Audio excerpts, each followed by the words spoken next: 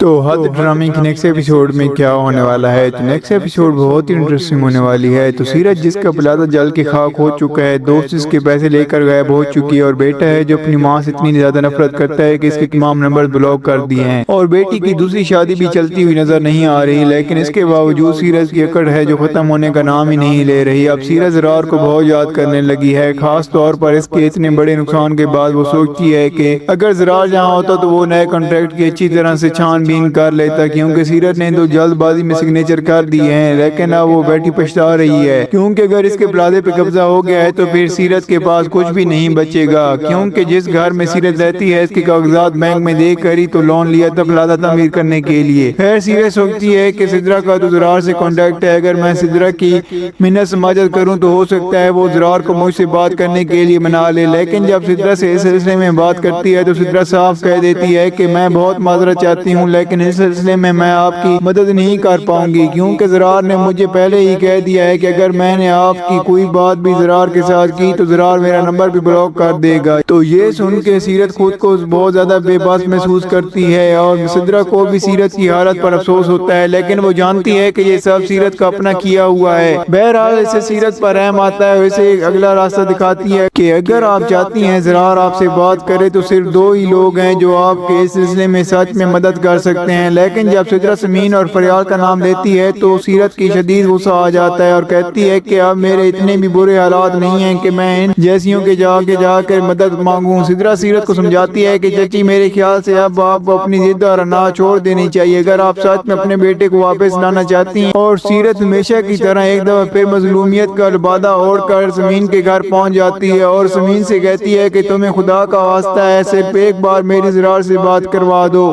میں اس کے بچوں کی پیدائش پر مبارکباد دینا چاہتی ہوں۔ تو سمین سیرت سے کہتی ہے کہ کون سی مبارکباد، کون سے بچے؟ وہی بچے جن کو آپ پیدا ہونے سے پہلے ہی ختم کرنا چاہتی تھیں۔ تو سمین جو ہمیشہ سیرت کے سامنے تو جھک جاتی تھی، اس بار وہ سوچ لیتی ہے کہ سیرت کو آئینہ دکھانا بہت ضروری ہے، تبھی سیرت سے کہتی ہے کہ جو کچھ آپ کے ساتھ ہو رہا ہے نا بھابی، یہ سب آپ کے گناہوں کی سزا ہے۔ زرار کے دل سے آپ اتر چکی ہیں، آپ سونے کی بھی بن کر آ جائیں تو زرار آپ سے بات کرنا پسند نہیں کرے گا۔ سیرت کو غصہ تو بہت آتا ہے کہ میرا بیٹا ہوتے ہوئے وہ سمین اور فریال سے بات کرتا ہے، جبکہ مجھ سے اور اپنی بہن سے بات تک گوارا کرنا پسند نہیں کرتا، لیکن یہاں پر زرار نے سیرت کو بالکل ٹھیک سزا دی ہے، تو ایسی عورت کو یہی سزا بنتی ہے۔ جبکہ دوسری طرف زینیا جو اب دانش کے ساتھ میٹھی بنی ہوئی ہے، بات بات پر اسے آئی لو یو بول دیتی ہے اور کہتی ہے دانش بھی زینیا کو بہت اچھے سے سمجھتا ہے اور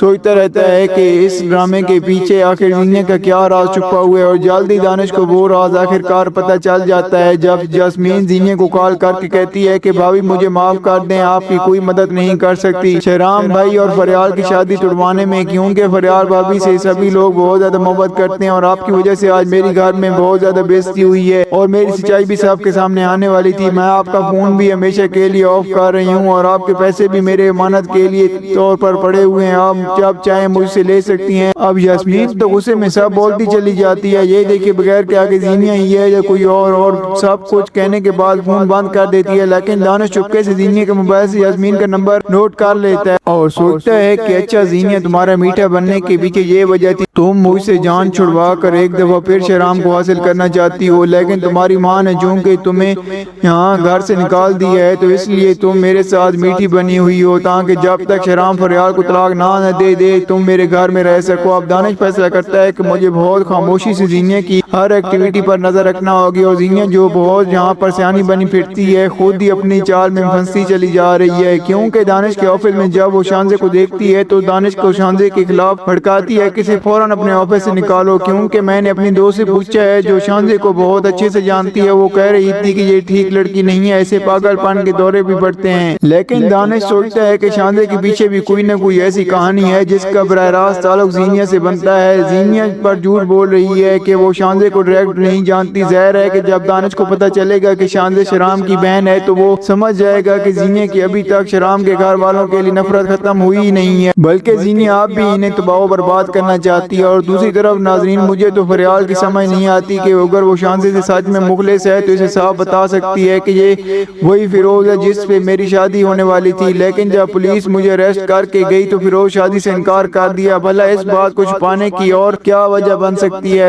جب فریال بہت زیادہ پریشان ہوتی ہے، اس کے بارے میں سوچ رہی ہوتی ہے، تو شہرام بار بار پوچھتا ہے کہ فریال تم اپنی پریشانی مجھ سے شیئر کر سکتی ہو۔ پھر بھی فریال کو چاہیے تھا کہ وہ شہرام کو بتا دیتی کہ شانزے کسی لڑکے میں انٹرسٹڈ ہے اور وہی لڑکا ہے جس سے میری شادی ہونے والی تھی۔ بھلا شہرام نے فریال کا کیا ہی کر لینا تھا، بلکہ ہو سکتا ہے شہرام فریال کو کچھ اچھا مشورہ دیتا یا فیروز سے مل کے اس کے بارے میں جانچ پڑتال کرتا اور اسے آئیڈیا ہو جاتا کہ فیروز نے ایک غلطی تو کی ہی ہے لیکن وہ برا انسان نہیں ہے۔ لیکن فریال میڈم کیا کرتی ہے کہ ڈائریکٹ فیروز کو کار ملا دیتی ہے، اور اب یہاں پر تو ویسے فریال کا کریکٹر بھی مشکوک بنتا ہے کہ اس نے ابھی تک اپنے ایکس کا نمبر اپنے موبائل سے ڈیلیٹ ہی نہیں کیا۔ پھر جو کچھ وہ فیروز سے کہہ رہی ہے کہ اچھا شکر ہے آپ نے مجھے پہچان لیا، ابھی تک مجھے بھولے نہیں ہیں۔ بھلا کوئی اپنے ایکس سے اس طرح کی بات کرتا ہے؟ اور پھر جناب وہ فیروز کو ملنے کے لیے بلاتی ہے اور اس سے دو ٹوک بات کرتی ہے، اسے شانزے کی طلاق کے بارے میں بھی بتاتی ہے اور شانزے کی تعریف کرتے ہوئے کہتی ہے کہ میں نہیں چاہتی کہ شانزے کا دل ٹوٹے، اور جو کچھ آپ نے میرے ساتھ کیا ہے وہی سب کچھ آپ شانزے کے ساتھ بھی کریں، کیونکہ شانزے کی باتوں سے مجھے اندازہ ہوا ہے کہ آپ دونوں ایک دوسرے میں انٹرسٹڈ ہیں۔ اور مزے کی بات یہ ہے کہ باہر شہرام کڑا فریال اور فیروز کی آپس میں باتیں کرتے ہوئے سن رہا ہوتا ہے اور اس کا حیرت اور غصے سے برا حال ہوتا ہے، کیونکہ وہ تو کبھی سوچ بھی نہیں سکتا تھا کہ فریال میرے ساتھ اتنا بڑا دھوکہ کر سکتی ہے۔ اب دو ہی باتیں ہو سکتی ہیں، یا تو شہرام کے دل میں غلط فہمی پیدا ہو جائے گی اور جناب زینیا اس غلط فہمی کا فائدہ اٹھانے کی کوشش کرے گی، یا پھر اگر تو شہرام فریال اور فیروز کی باتیں قریب سے سن رہا ہے تو پاسبل ہے کہ فیروز فریال سے کہے کہ جو کچھ میں نے آپ کے ساتھ کیا تھا میں دل سے اس پر شرمندہ ہوں، اور جہاں تک شانزے کی بات ہے تو آپ نے بالکل ٹھیک سمجھا، میں اسے پسند کرنے لگا ہوں اور اس کے ساتھ شادی کا فیصلہ بھی کر چکا ہوں۔ شانزے کے رشتے کے لیے جلدی اپنی والدہ کو آپ کے گھر بھیجنا چاہتا ہوں، اور میں شانزے سے نہ صرف محبت کرنے لگا ہوں بلکہ دل سے اس کی رسپیکٹ بھی کرتا ہوں، اور فیصلہ کر چکا ہوں کہ ہر اچھے برے حال میں شانزے کا ساتھ دوں گا۔ اگر ایسا ہوتا ہے اور شہرام یہ سب کچھ سن لیتا ہے تو یقیناً شہرام کے دل میں فریال کی عزت مزید بڑھ جائے گی کہ وہ میری بہن کے بارے میں سوچ رہی ہے کہ میری بہن کا دوبارہ دل نہ ٹوٹے، اپنی ایکس کے پاس پہنچ گئی ہے تاکہ کوئی کنفرم کر سکے کہ وہ میری بہن کے ساتھ کوئی کھیل تو نہیں کھیل رہا۔ یا دیکھتے ہیں کہ آنے والی ایپیسوڈ میں فریال اور فیروز کے ساتھ بیٹھے دیکھ کر شہرام کے دل میں غلط فہمی کی دیوار کھڑی ہوتی ہے یا پھر فریال کے لیے دل میں عزت مزید بڑھ جاتی ہے۔ تو ویسے آپ کو کیا لگتا ہے، کیا فریال کو فیروز سے ملنے سے پہلے شہرام سے اس بارے میں ڈسکشن کرنی چاہیے تھی یا نہیں؟ اور جب یہاں پر شہرام نے فریال اور فیروز کو ایک ساتھ دیکھ لیا، ان کو باتیں کرتے ہوئے بھی سن لی ہے، تو کیا یہاں پر ان کے درمیان اب شک کی دیوار کھڑی ہونے والی ہے یا نہیں؟ اور کیا